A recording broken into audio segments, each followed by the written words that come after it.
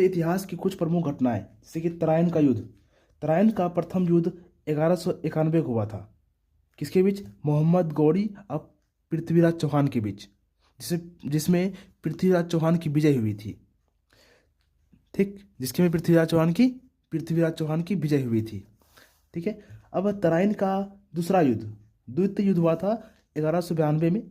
इसमें मोहम्मद गौरी और पृथ्वीराज चौहान के बीच हुआ था। इसमें गौरी की विजय हुई। इसमें क्या हुई? मोहम्मद गौरी की विजय हुई।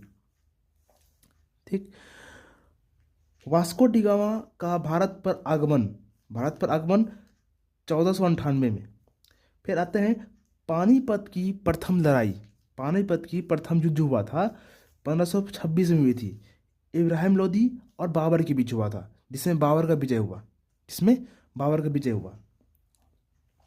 फिर पानीपत का दूसरा युद्ध हुआ था 1556 में हुआ था। अकबर और हेमू के बीच हुआ था, जिसमें अकबर की विजय हुई। ठीक है। और 1556 में एक और फैक्ट है, 1556 में क्या हुआ? अकबर का राजारोहण भी हुआ था। फिर पानीपत की तीसरी लड़ाई हुई थी 1761 में। ठीक है, मराठों के बीच हुई थी। पलासी का युद्ध हुआ था 1757 में। बक्सर का युद्ध हुआ था 1764 में।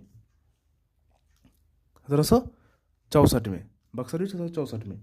बंगाल में अस्थायी बंदोबस्त 1793 में हुई थी। बंगाल का प्रथम विभाजन 1905 में। मुस्लिम लीग की स्थापना 1906 में। मार्ले मिल्टो सुधार 1909 में। प्रथम विश्व युद्ध हुआ था 1914 में और चला था 18 तक। ठीक है, 4 साल तक चला। द्वितीय विश्व युद्ध हुआ था 1939 से 45, और असहयोग आंदोलन हुई थी 1920 से 22 तक ईस्वी तक।